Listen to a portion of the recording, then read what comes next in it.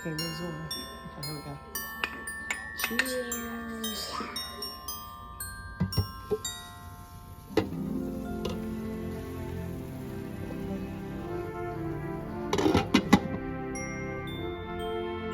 Okay, so then I'm going to boil my noodles for my mac, and I got some of the stuff sitting out because it has to be room temperature. So I got 2 cheeses. I didn't have 2 sharp cheddar.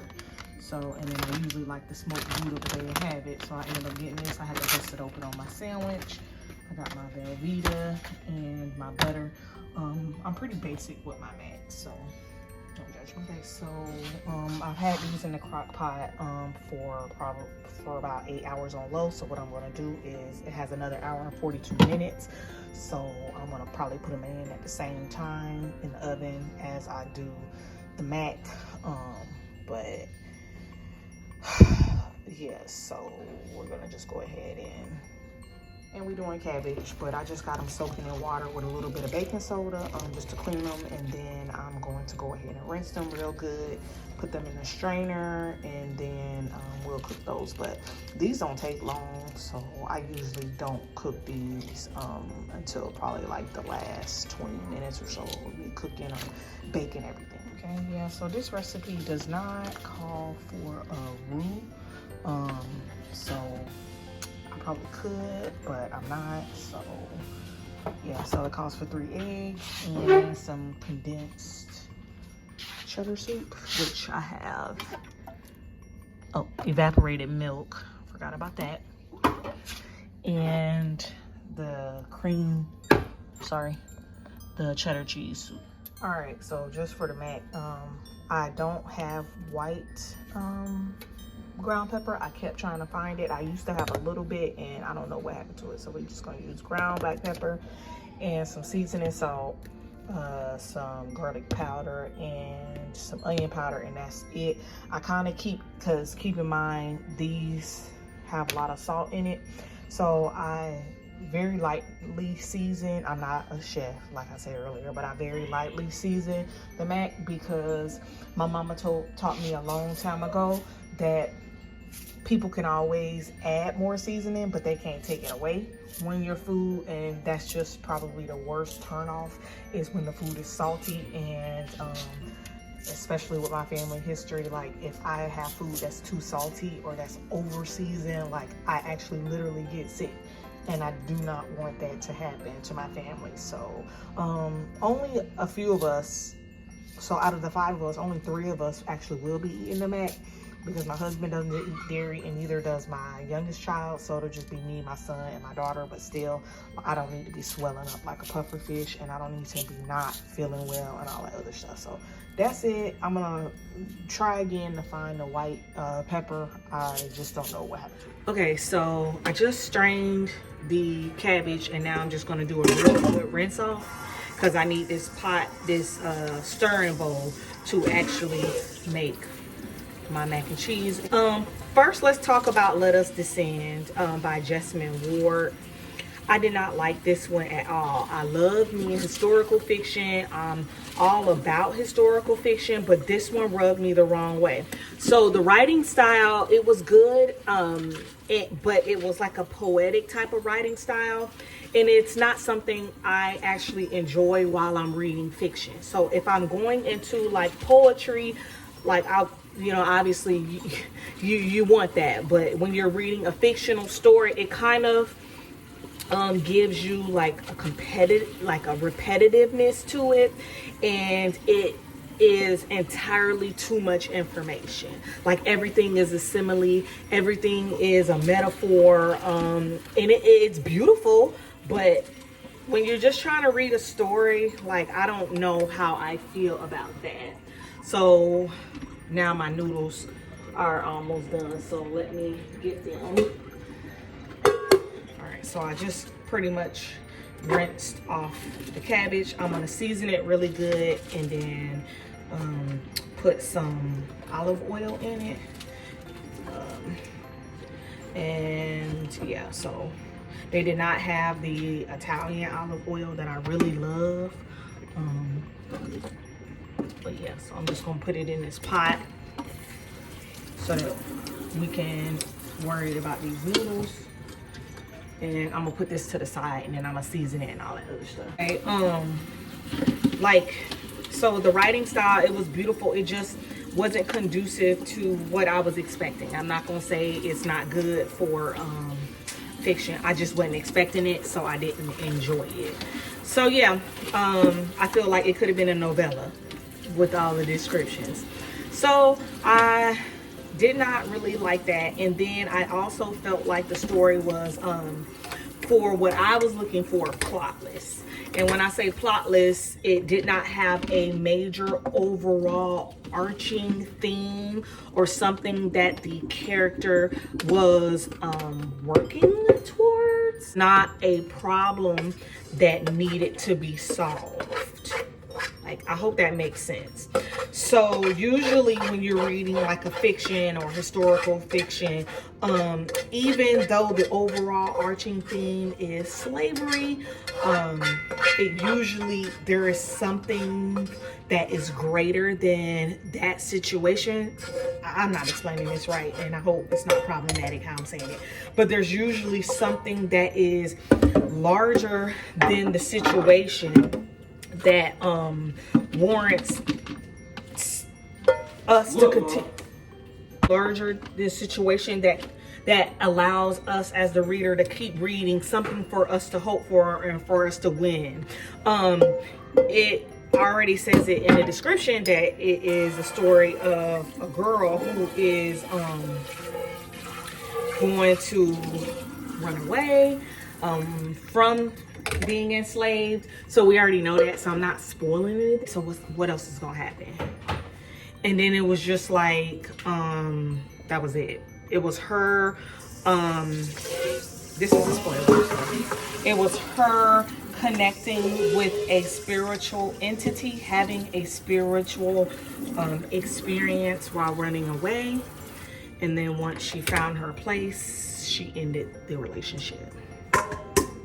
How I felt about that story, and I really did not like it, but I didn't rate it because it just wasn't for me, and I have problems low rating stories that's just not for me. Like, who do I think I am, like, giving something a low rating, meaning that it wasn't executed well or that the art wasn't good art, when it just wasn't for me. Like, I don't know, that just rings very selfish. So I felt like I have no problem giving something low rating when it's not a good piece of art, but it was a work of art and it was done well. It just wasn't for me, maybe because I wasn't expecting it. And I don't go into reading stories looking for like books to, I don't go into like reading stories.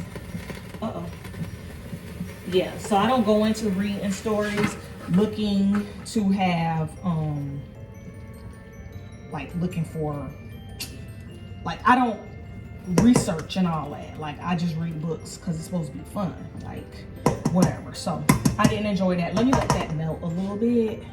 I'm gonna actually put it over here to let it melt a little bit, and then I'm going to work on the other stuff, which is the cheddar cheese soup. Do I have to add this? Yeah, I think I gotta add that later. I'm going to put the butter on a let me see if I'm using enough or too much. Hold on. I was playing a video game, so I didn't vlog a little bit, but I got my help from my daughter. We just put the mac and cheese in the oven. I'm gonna try to show it to you real quick. And then I just took the hens out the crock, and now I'm gonna cover them and cook them for a little bit and then uncover them. So let me show you. So here are the hens, they're all done. This is really good as a one pot meal. Like, if you use your crock pot and then you would start some rice, and then when it gets to a boil, just pour it in here and then cover it, add some vegetables around, and then that's a good like one pot dish that only takes 10 minutes after home. I'll show you one day. When you can have it like this, I just like my chicken a little crispy, so I like to season this a lot, and then I added some maple syrup, so it's gonna really get crispy, and it's really gonna soak in some of that other flavor. So here this is, and I'm gonna show you. In every fight. I'm saying, do I have a different gun besides this? Like your shotgun to the right until I get more. Alright, so this is what it looks like before. I'm gonna cook it for 30 minutes. And then, yeah, so then I got the hands in there. Okay, so we're gonna season the cabbage. Zoe Cam now. Follow me. So I'm going to use some garlic powder and some onion powder. Are you dodge? Like look down. I was trying to see some of this chili lime. And go ahead and press shoot real quick. Pepper. And seasoning salt. And my favorite smoked paprika, which is my favorite. So how I do it is go ahead and season it heavily.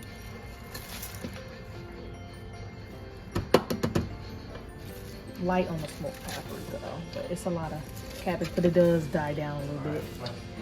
Okay, and then I'm gonna do some seasoning salt. He said no.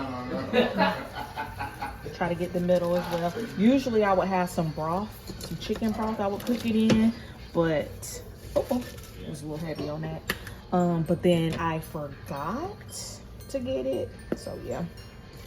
Plus we was on a budget, child. Like, I went over by like $3, but I was on a little budget, and yeah. So I think I want to do like a week of budget meals.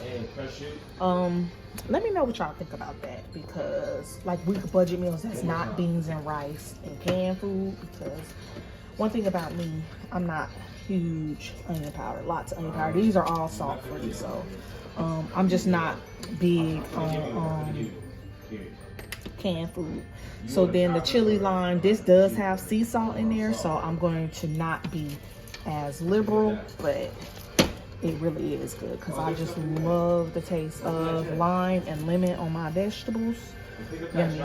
And then lastly is my pepper. I'm not really a fan of ground pepper.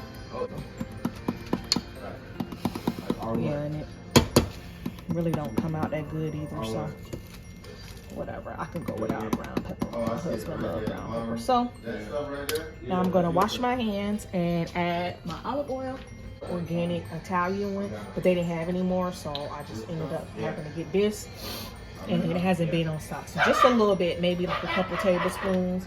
And then I'm gonna add my water, and then the key when you cook it is when you add your water, I'm gonna use my hands to, I'm not afraid to get my hands dirty. Most people be wearing gloves and all that, but that really grosses me out. Cooking for my family, seeing people cooking with gloves on. Yes, you don't like get that? The gloves dirty and stuff. Yeah, and then when the gloves get dirty, it just really reminds me back when there was COVID and people was not changing the gloves. And you can just easily wash your hands. And you can just easily wash your hands. In 20 seconds. In 20 seconds. And it's not really, it's wasteful. It's not budget conscious. Yeah, so now I'm gonna clean this off. I'm gonna add water. The key is I'm gonna probably not use that much water. I'm only probably gonna use like that much water. And the key is to cook it with the top on medium high. And then you're cooking it for like 15 minutes. And that's it with cabbage. Cabbage is so easy.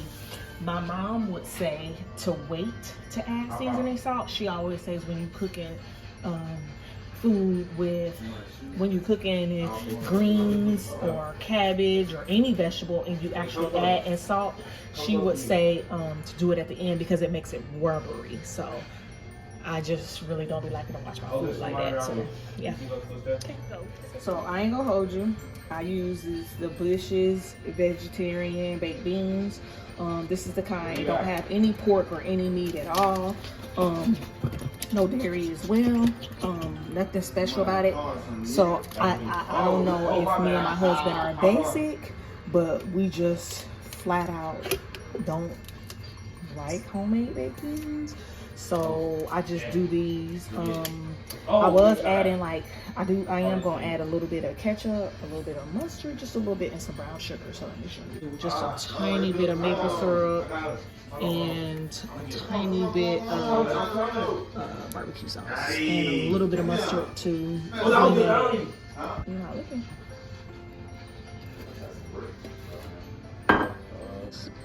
Just a little bit. And no seasonings because it has plenty of sodium. So good in the hood. Oh, I'm getting shot. Yeah, that's a vibe. I told you to stay right here. Let me put a little bit more barbecue sauce because I put too much mustard in. It's a robot. It was only supposed to be a little bit. That's killing you. Are you getting shot at my head? Come over here. You need to get this stuff. I'll finish take care of it. Mix it, mix it, mix it, mix it. Yeah, gotta mix them. Probably would have been better if I had the brown sugar, but I don't know where my bacon brown sugar Oh, went. you do. Pick up. Press R1. And then pick up that. Pick up some. I swear it's somewhere at the top. Yeah, so I found it. So. Found it. Well, I wanted the one that was a little dark, but whatever. So I'm just putting a little bit of this in there. That's enough. Other people. Brown sugar is rare in my house. Yes. Mix that up a little bit. And I'm gonna put that in the oven. And they say I got like 6 minutes until I uncover my other stuff. Okay, so putting it back in the oven. Uncover. And here's the chicken. Some of the juice has cooked in, so now I'm gonna put it back in the oven for about 10 more minutes. Okay, so I took the chicken out, left it in a little bit, but it's not as bad as it looked. So the chicken is done. I took the top off of the cabbage, so I'm gonna let this water cook out, but for the most part, it's almost done. And I left the mac and the beans in the oven. The mac probably needs probably like 10 more minutes to brown a little bit, so I'll show y'all. So I like it to brown, so it'll probably need to be in there for a little bit more, and then the beans down there need to tighten up. So I'm probably gonna turn up the oven right now. It's at 400. I'll probably turn it up to like 420. Here is the finished product. Here is the mac and the beans and the cabbage and the chicken. So, hoping everything tastes good. Merry Christmas, y'all.